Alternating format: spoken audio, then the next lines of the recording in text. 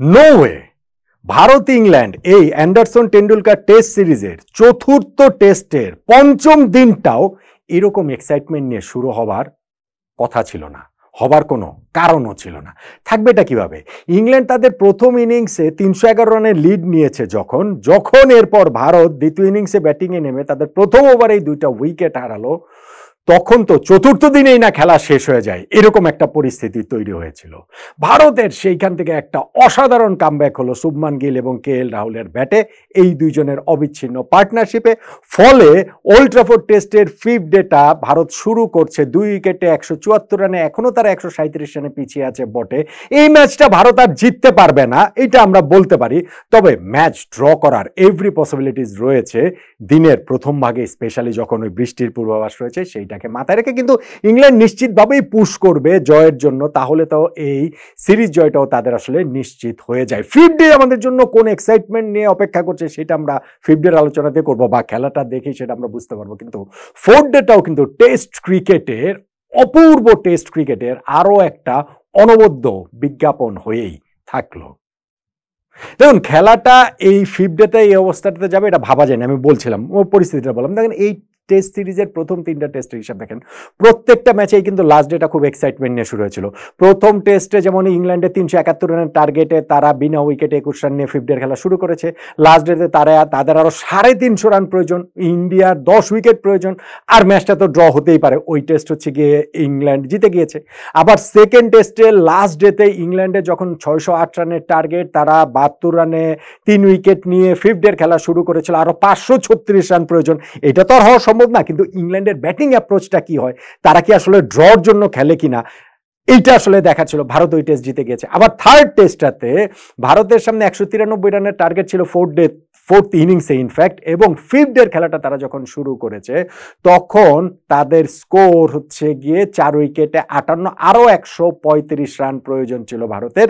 কিন্তু ইংল্যান্ডের যে প্রয়োজন 6 উইকেট সেটা তারা তুলে নিয়েছে, ম্যাচটা ইংল্যান্ড জিতে গেছে। ফলে ওই 3টা টেস্টেরই কিন্তু লাস্ট ডেটা খুবই এক্সাইটমেন্ট নিয়ে শুরু হয়েছিল। এই ওল্ড ট্রাফোর্ড টেস্টও সেটা হবে তা ভাবা যায়নি। ভাবা যাবে এটা কিভাবে? আমরা বলছি যে পরের 2টা সেশন শুভমান গিল এবং KL রাহুলের সেই প্রতিরোধের গল্প। লাঞ্চের ঠিক আগে ইংল্যান্ডের প্রথম ইনিংসটা যখন শেষ হয়, ভারতের 3 ওভার মাত্র ব্যাটিং করার সময় ছিল, এবং তার মধ্যে প্রথম ওভারটাতেই ভারত 2টা উইকেট হারিয়ে ফেলে। ক্রিস ওকস পরপর 2 বলে তিনি যশস্বী জয়সওয়াল এবং সাই সুদর্শনকে স্লিপে ক্যাচ দিতে বাধ্য করেন, এবং এই 2টো উইকেট যখন ভারত হারিয়ে ফেলে তখন মনে হচ্ছিল খেলাটা এমনকি 4th ডেতেও শেষ হয়ে যেতে পারে।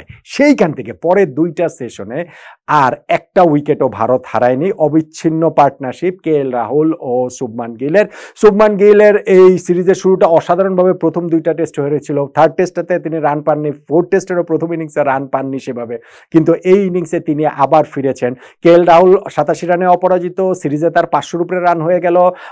78 রানে অপরাজিত শুভমান গিল, সিরিজে তার রান হয়ে গেল 697। ইনফ্যাক্ট ভারতীয় ক্যাপ্টেনদের মধ্যে এক সিরিজে সর্বোচ্চ রানের রেকর্ডে বিরাট কোহলি 655 রানকে তিনি টপকে গেলেন এই ওল্ড ট্রাফোর্ডের 4th ডেতে। তার সামনে শুধুমাত্র রয়েছে সুনীল গাভাস্কার 732 রান নিয়ে, এবং সেইটাও মোটামুটি টপকে যাবেন শুভমান গিল, সেটা আমরা নিশ্চিতভাবে বলতে পারি। এই ইনিংসেই হয়তো বা টপকে যাবেন, নইলে তো আরও একটা টেস্ট ম্যাচ বাকি রয়েছে।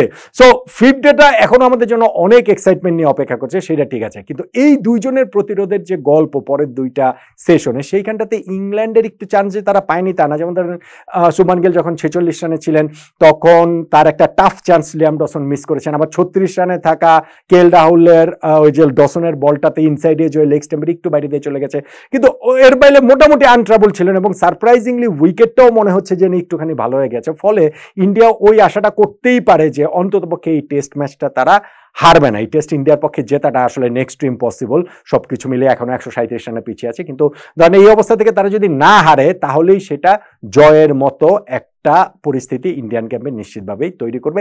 ইংল্যান্ড যদি না জিততে পারে সেইটাই আসলে তাদের জন্য আসলে পরাজয়ের একটা হতাশা, মানে ওইরকম একটা আবহ তৈরি আসলে করবে, সেটা বোধহয় আমরা বলতে পারি ম্যাচের পরিস্থিতি বিবেচনায়।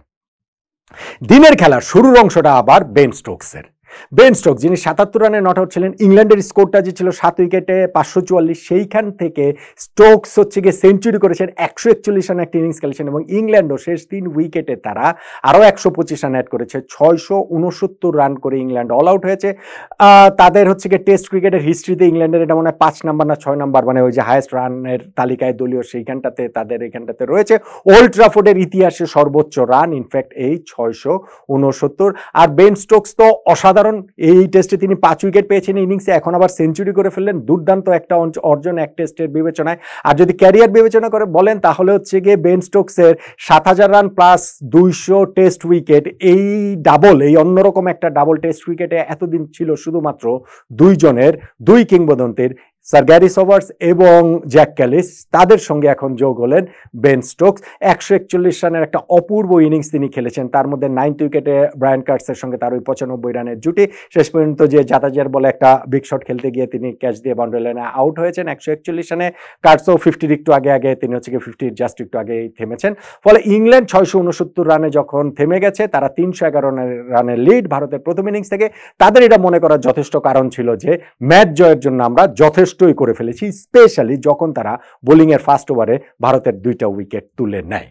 কিন্তু যে বললাম না, টেস্ট ক্রিকেট কখন আপনার জন্য কোন চমক নিয়ে অপেক্ষা করবে, কোন রোমাঞ্চ নিয়ে অপেক্ষা করবে, সেইটা আগে থেকে প্রেডিক্ট করাটা খুবই খুবই খুবই মুশকিল। ফলে 4th ডেটা এরকম একটা অবস্থাতে শেষ হয়েছে এবং 5th ডেটাও খুবই খুবই এক্সাইটিং একটা 5th ডে এক্সপেক্ট করছি আমরা, যদি না বৃষ্টি তাতে প্রবলভাবে বাগড়া দেয়। সো 5th ডেতে কি হবে সেটা আমরা 5th ডের জন্যই ওই অংশটাকে রাখি। কিন্তু যদি আমাকে বলতে বলেন যে 4th ডের মোমেন্ট অফ দ্য ডে কোনটা, তাহলে আমার কাছে মনে হয় যে আপনি পরিস্থিতি বিবেচনায়, ম্যাচের অবস্থা বিবেচনায়, ওই যে বেন স্টোকসের সেঞ্চুরির কথাটাও আমি বলবো না, তাদের পার্টনারশিপটার কথা বলবো না, ক্রিস ওকস যে 1 ওভারে 2টা উইকেট তুলে নিয়েছেন সেটা আসলে ভীষণ ভীষণ গুরুত্বপূর্ণ। কিন্তু তারপরে যে পার্টনারশিপটা ভারত করেছে শুভমান গিল এবং কেএল রাহুলের, সেইটাই ম্যাচে ভারতকে ফিরিয়েছে, সেইটাই ম্যাচে প্রাণ ফিরিয়েছে, সেইটাই ম্যাচে রোমাঞ্চ বলুন, উত্তেজনা বলুন, এক্সাইটমেন্ট বলুন, সেগুলো আসলে ফিরেছে। ওই পার্টনারশিপেরটাও আসলে এত বড় হতো না